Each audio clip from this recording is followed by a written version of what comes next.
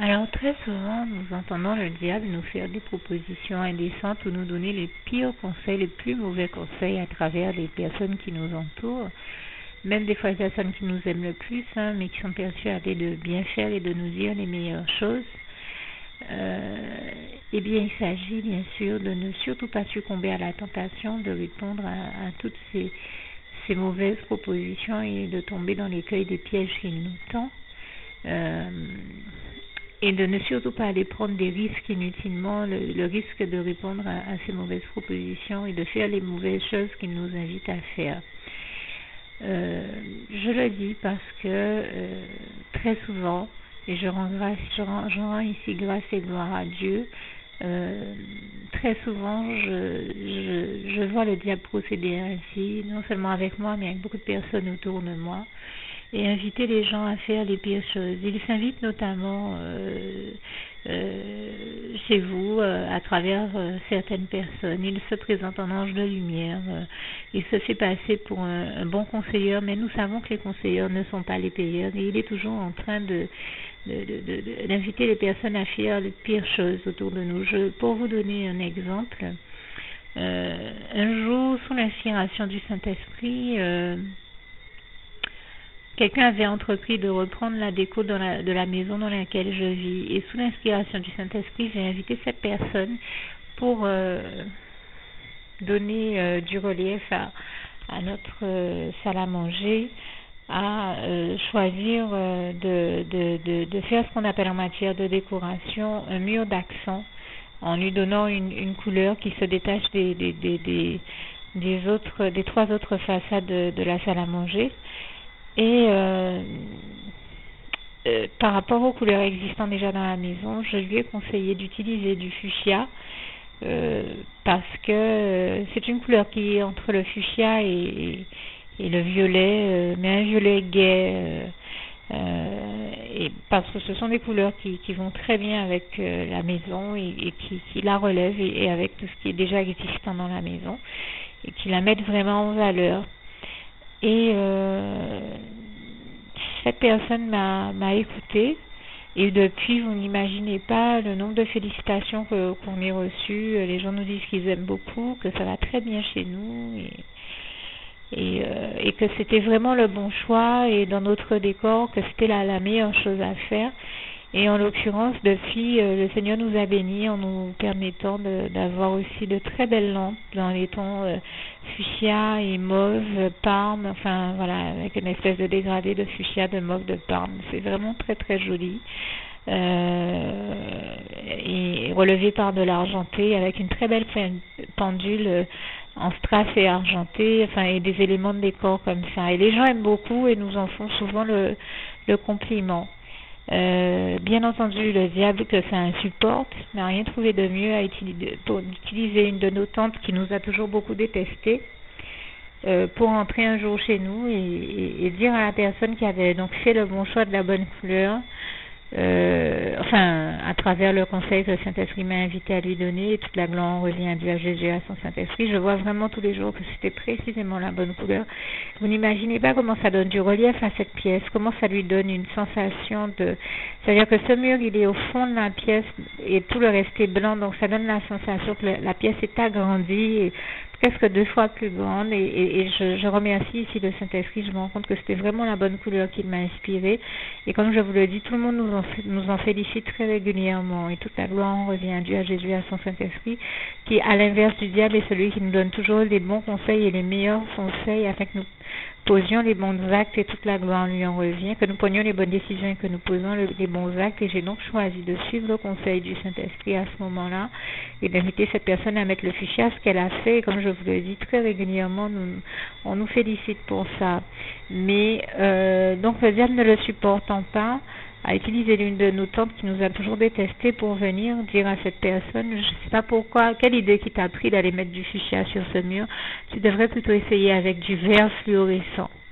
Et là, je me suis dit, du vert fluorescent au bon milieu d'une salle à manger, je me suis dit, mais c'est dingue, le diable est vraiment prêt à raconter n'importe quoi aux gens. J'ai regardé ça, je me suis dit, mais écoutez-moi le diable. Le Seigneur même m'a dit, tu vois, et tu vois un peu les bêtises que le diable essaie d'amener les gens à faire, et je rends grâce et gloire à Dieu. J'étais estomaquée je savais très bien que c'était lui, puisque j'ai l'habitude de le voir faire ce genre d'entrée fracassante pour raconter que des conneries comme d'habitude.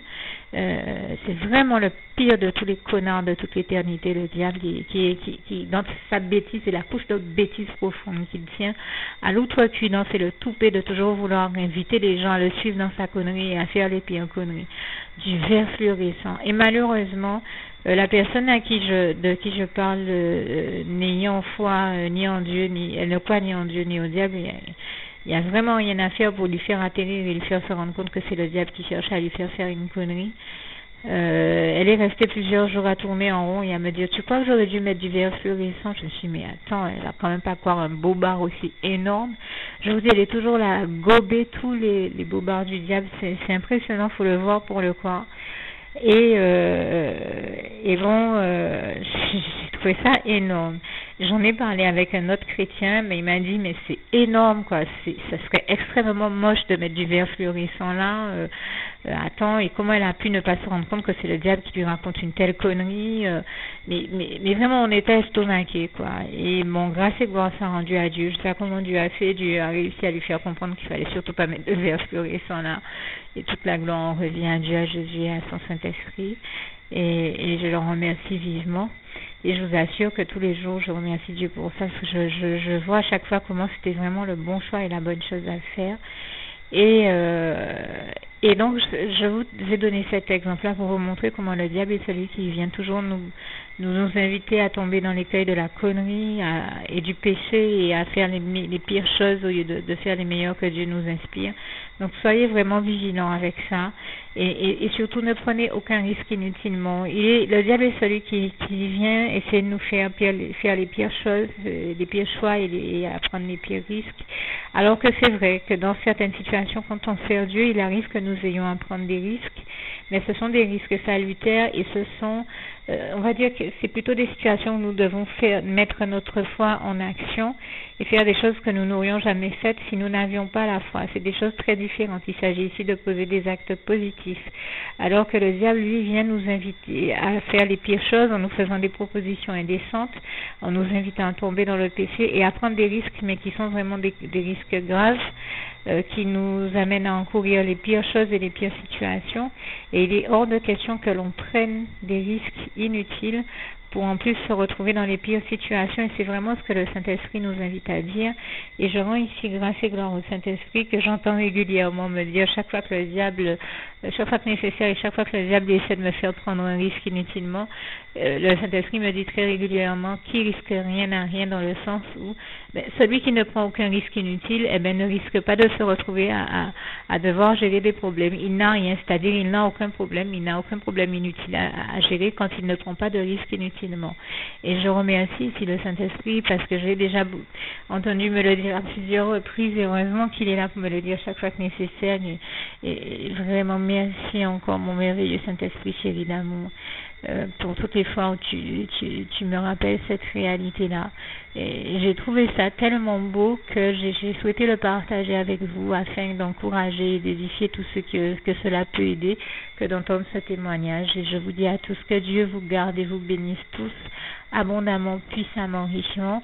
Et bien sûr, quand je dis toutes ces choses, je ne vous invite pas, je l'ai bien dit, à ne plus mettre votre foi en action. Mettez votre foi en action, mais seulement sous le conseil du Saint-Esprit, et ne prenez que les risques que Dieu vous invite à prendre, jamais ceux que le diable vous invite à prendre, parce que là ce sont les pires, et qu'à la suite de cela vous vous retrouvez dans les pires situations. Alors que quand Dieu lui nous invite à mettre notre foi en action et à nous surpasser, il nous bénit tellement derrière que nous nous retrouvons dans les meilleures situations, et je lui en rends grâce et gloire. J'ai en tout cas voulu vous témoigner de cette réalité spirituelle, et que tous ceux que cela a touché n'hésitent pas, s'ils ne l'avaient jamais encore fait, à faire la prière que je vais rajouter à la fin de mon propos, qui va juste suivre tout juste après. Et je termine donc avec le souhait de mon cœur pour vous. Philippiens 4, verset 7, que la paix de Dieu qui surpasse toute intelligence garde vos cœurs et vos pensées en Jésus-Christ. À bientôt. Que Dieu vous bénisse et vous garde. À bientôt. Juste une petite précision pour tous ceux qui ne sont pas encore, qui n'ont pas encore choisi la meilleure des options qui soit, qui est celle d'aller se placer, de faire le choix à soi-même, d'aller se placer dans les bras d'amour de Jésus-Christ, pour se mettre à l'abri de ce monde cruel. Eh bien, je partage avec vous la prière par le biais de laquelle on y accède. Et commence par vous rappeler également ce passage de Jean 14 verset 6 où il est écrit que Jésus-Christ est le chemin, la vérité et la vie. Nul ne vient au Père, Dieu, sans passer par le Fils Jésus-Christ, bien sûr.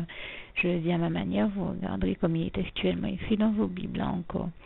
Et donc, n'hésitez pas à ouvrir vos cœurs à Dieu, à Jésus, à son Saint-Esprit, à être sincère avec lui et à lui adresser la prière qui suit, à lui dire tout simplement, Éternel mon Dieu, Seigneur Jésus-Christ, moi, un tel, vous dites votre nom et votre prénom, je t'accepte aujourd'hui comme mon sauveur personnel, le seul maître et roi de ma vie. Je remets toute ma vie entre tes mains puisqu'elle t'appartient, Éternel mon Dieu, puisque tu l'as créée, cette vie. Donc tu en es donc le seul maître et propriétaire comme de tout ce qui existe dans tout l'univers. Je remets donc toute ma vie entre tes mains, je te la donne. Merci, Éternel mon Dieu, aussi de permettre que cette vie que tu m'as donnée continue à être à ta gloire et que je continue à te servir, à t'appartenir pour l'éternité, d'éternité en éternité. Merci aussi, Seigneur, de faire que je continue donc à te servir et à t'appartenir pour l'éternité, d'éternité en éternité. Et aussi, Seigneur, de m'accorder la grâce de ton pardon et de ta miséricorde pour tous les péchés que j'ai commis tout au long de ma vie, jusqu'à la date d'aujourd'hui incluse. Et c'est au nom puissant du Seigneur Jésus-Christ que j'ai fait cette prière. Et à vous tous qui avez fait cette prière, je vous dis que Dieu vous bénisse abondamment, puissamment, richement, et surtout n'hésitez pas à la partager avec tous vos proches et contacts, amis, membres de vos familles, collègues, bien-aimés, tous ceux que vous aimez, et surtout tous ceux à qui Dieu vous mettra à cœur, avec qui Dieu vous mettra à cœur de la partager.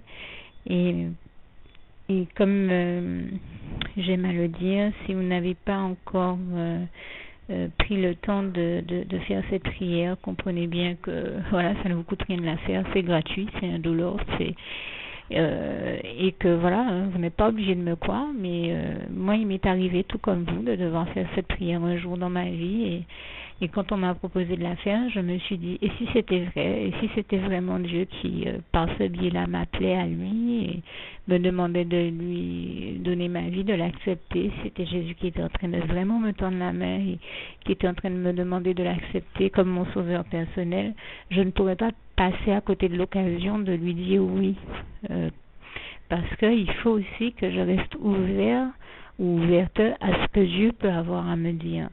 Il faut que je garde mon cœur et mon intellect ouverts à ce que Dieu peut avoir à me dire. Donc je me suis dit, je ne peux pas courir le risque de passer à côté de mon éternité, de passer à côté des meilleures choses de la vie, surtout si le maître et créateur de la vie m'appelle et cherche à me sauver. Pour être sauvé, il faut bien que je lui dise oui, que je souhaite qu'il me sauve. Oui, Seigneur Jésus-Christ, je t'accepte comme mon sauveur personnel. Et c'est le sens de cette prière. Et comme je dis, elle ne nous coûte rien à faire. Et puis surtout, moi je vous dis, du jour où je l'ai faite, j'ai vu Jésus changer ma vie en mieux sur tous les plans. Et donc je crois que ça ne vous coûtera rien, ça ne vous coûte rien vous non plus de la faire et puis d'expérimenter, de regarder comment les choses vont se dérouler dans votre vie, de regarder Jésus changer votre vie en mieux, à vous aussi. Et voilà, d'en faire l'expérience. Et pour en faire l'expérience, il faut commencer par faire cette prière. Donc si vous ne l'avez pas encore dite, réembobinez tout simplement cette vidéo ou ce document si vous préférez, réécoutez-le et dites avec moi la prière que vous m'avez entendu mentionner. Et n'oubliez surtout jamais que tout est possible à celui qui croit en Dieu, en Jésus-Christ et en son Saint-Esprit, comme il est écrit en Marc 9, verset 23, et que tout est possible à Dieu, comme il est écrit en Marc 10, verset 27. Que Dieu vous bénisse donc et à bientôt.